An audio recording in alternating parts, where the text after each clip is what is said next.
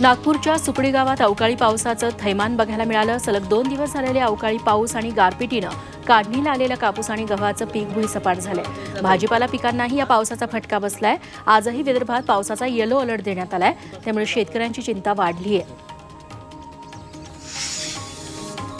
भंडारा जिल्ह्यात 2 दिवसापासून वादळी वाऱ्यासह गारांचा पाऊस झाला, यामुळे शेतकऱ्यांवर पुन्हा एकदा अवकाळी संकट कोसळलं। यात शेतकऱ्यांच्या भाजीपाला पिकांसह गहू, हरभरा पिकाचं नुकसान झालंय। आता तरी सरकार शेतकऱ्यांच्या शेतात जाऊन पंचनामे करतील आणि आपल्याला आर्थिक मदत मिळेल या आशेवर शेतकरी आहेत। 2 दिवस झालेल्या अवकाळी पाऊस आणि गारपिटीने यवतमाळमध्ये मोठ्या प्रमाणात शेतीचं नुकसान झालंय। यवतमाळमधील हरभऱ्यासह गव्हाचं पीक आडवं झालं। हरभरा काढणीला आलेला होता, तर काही ठिकाणी तूर आणि हरभरा काढण्याचं काम सुरू होतं। हातातोंडाशी आलेला घास हिरावून गेल्यानं शेतकरी चिंतेत आहे।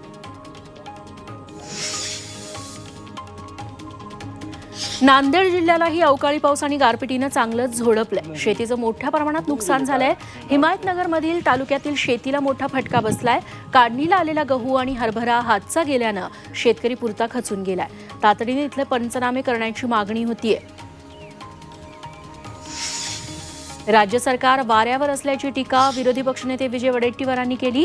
राज्यात अवकाळी पावसानं शेतकऱ्यांचं मोठं नुकसान झालंय, त्यावरून वडेट्टीवारांनी सरकारवर निशाणा साधला। बळीराजाला तातडीनं मदतीची मागणी त्यांनी केली।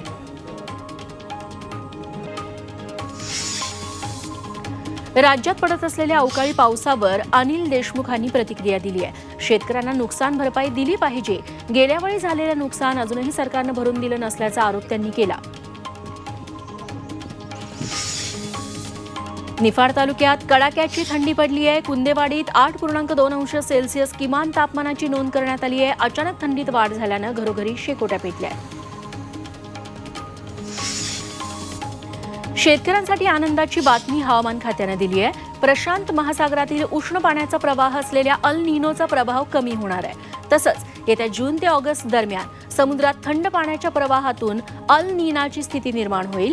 यामुळे यंदा देशात चांगला पाऊस पडेल असा अंदाज विविध हवामान संस्थांनी वर्तवलाय।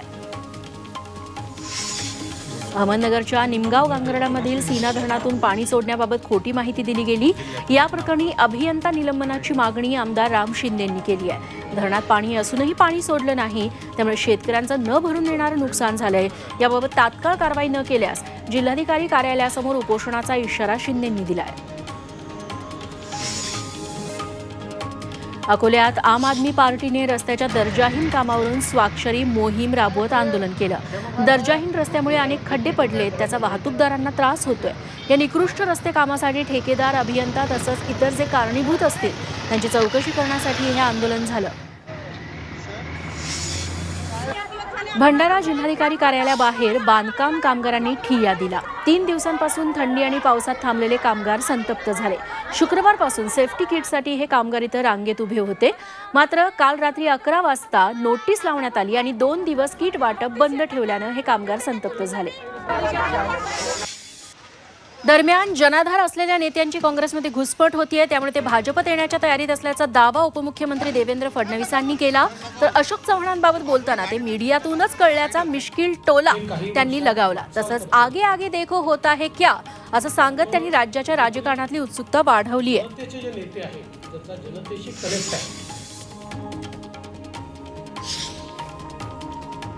अशोक चव्हाणांच्या राजीनाम्यावरून उद्धव ठाकरेंनी भाजपवर जोरदार निशाणा साधला। एकीकडे मोदी अब की बार 400 पार म्हणतायत, मात्र राज्यात 40ही पार होत नसल्यानं फोडाफोडीचं राजकारण सुरू असल्याची टीका उद्धव ठाकरेंनी केली। काँग्रेस मुक्त भारत नव्हे, काँग्रेस व्याप्त भाजप अशी स्थिती असल्याचा टोलाही त्यांनी लगावला।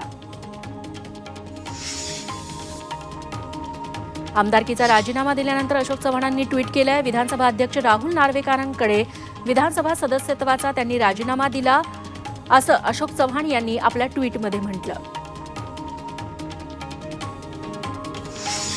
अशोक चव्हाणांना राज्यसभेची उमेदवारी मिळणार असल्याची माहिती सूत्रांनी दिली आहे। तर केंद्रात पुढच्या सरकारमध्ये ते मंत्रिपदाची शपथ घेणार असल्याची माहितीही मिळतीये। झी 24 तासला विश्वसनीय सूत्रांनी ही माहिती दिली आहे। तर आज जाहीर होणाऱ्या भाजपच्या राज्यसभा उमेदवार यादीत अशोक चव्हाणांचं नाव असणार अशी चर्चा सुरू आहे। अशोक चव्हाण यांनी राजीनामा दिल्यानंतर नांदेडमधले काँग्रेस कार्यकर्ते बुचकळ्यात पडले. अशोक चव्हाणांना राजीनाम्यानंतर पाठिंबा दर्शवण्यासाठी समर्थक त्यांच्या नांदेडमधल्या घरासमोर गर्दी करतील असं वाटत होतं. मात्र चव्हाणांच्या घरासमोर शुकशुकाट पाहायला मिळाला. काँग्रेस प्रदेशाध्यक्ष नाना पटोलेंच्या कारभाराला कंटाळून काँग्रेसचे अनेक नेते काँग्रेसला सोडचिठ्ठी देण्याच्या तयारीत असल्याचा गौप्यस्फोट भाजप नेते आशिष देशमुख यांनी केलाय. नाना पटोलेंवर अनेक नेते नाराज आहेत, त्यामुळे नाना पटोलेंच्या कार्यकाळात काँग्रेस नामशेष होईल असंही देशमुख म्हणाले. अशोक चव्हाण राजीनाम्यामागे ईडीला जबाबदार धरता येणार नाही. महाराष्ट्रातील एका नेत्याच्या कार्यशैलीमुळेच अशोक चव्हाण त्रासले होते असं ट्विट काँग्रेस नेते संजय निरुपम यांनी केलंय. चव्हाणांनी वरिष्ठ नेतृत्वाला याबाबत वारंवार माहितीही दिली होती. त्यांची तक्रार गांभीर्यानं घेतली असती तर ही वेळच आली नसती असं निरुपम म्हणाले. शिवसेना ठाकरे गटाचे खासदार संजय राऊतांनीही अशोक चव्हाणांच्या राजीनाम्यावर खोचक प्रतिक्रिया दिली आहे. आदर्श घोटाळा पवित्र करून घ्यायचा असेल असा टोला त्यांनी लगावला. कालपर्यंत ते बोलत होते, आज गेले. आता अशोक चव्हाण सुद्धा काँग्रेसवर दावा सांगणार का? निवडणूक आयोग चव्हाणांना चिन्ह देणार का असा सवालही राऊतांनी केलाय. अशोक चव्हाणांच्या राजीनाम्यानंतर काँग्रेस हायकमांडनं प्रदेश काँग्रेसला बैठक घेण्याचे निर्देश दिले. त्या पार्श्वभूमीवर उद्या संध्याकाळी 7:30 वाजता मुंबईत प्रदेश काँग्रेसच्या वरिष्ठ नेत्यांची बैठक होतीये. चव्हाणांसोबत आणखी किती नेते पक्ष सोडायच्या तयारीत आहेत याचा वेध या बैठकीत घेण्यात येईल.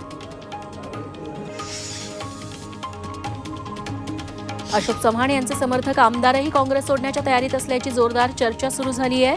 यात माजी मंत्री अमित देशमुख, संग्राम थोपटे, माधवराव जवळगावकर, कुणाल पाटील यांच्या नावांची चर्चा आहे. तर आपण काँग्रेस सोडणार नसल्याचं आमदार विश्वजित कदम आणि संग्राम थोपटेंनी स्पष्ट केलंय. राज्यसभा निवडणुकीच्या तोंडावर भाजपनं ऑपरेशन लोटस सुरू केलंय. अशोक चव्हाण यांच्यासह काँग्रेसचे काही बडे नेते भाजपच्या संपर्कात असल्याचं सांगण्यात येत आहे. संपर्कात असलेल्या काँग्रेसच्या काही आमदारांसोबत भाजप नेत्यांची बोलणी सुरू झाल्याचं समजतंय. काँग्रेसमधला मोठा गट फोडण्याची भाजपची खेळी आहे.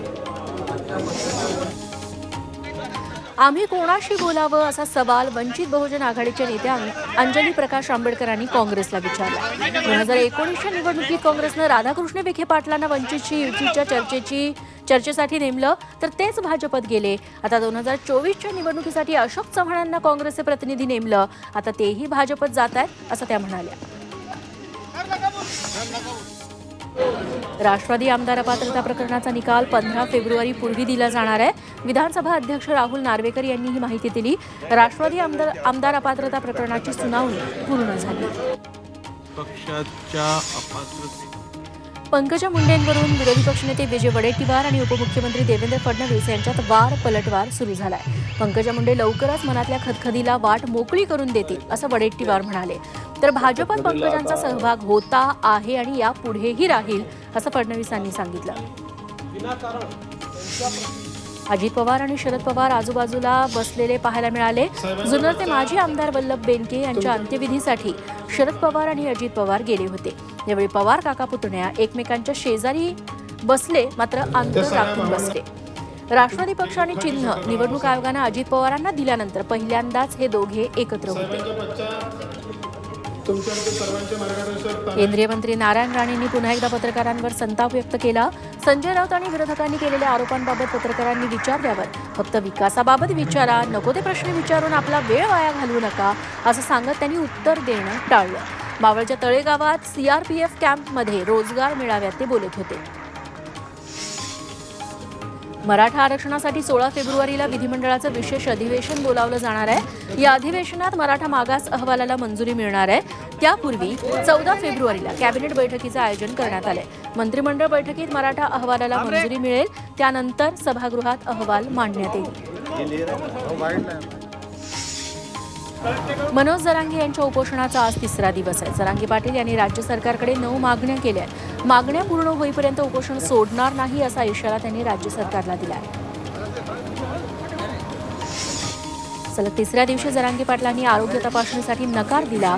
त्यामुळे आल्या पावली डॉक्टरांचं पथक माघारी फिरलं. जरांगे उपचार घेत नसल्यामुळे त्यांना अशक्तपणा जाणवतो.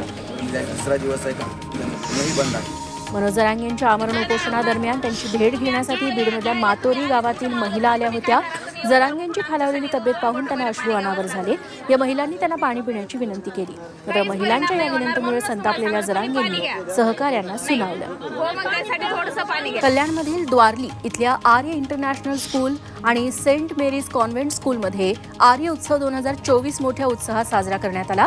यात नर्सरी ते 8वी पर्यंतच्या विद्यार्थ्यांनी विविध गाण्यांवर धमाल डान्स केला. हा उत्सव बघायला विविध क्षेत्रातल्या मान्यवरांसह विद्यार्थ्यांचे पालक मोठ्या संख्येने उपस्थित होते.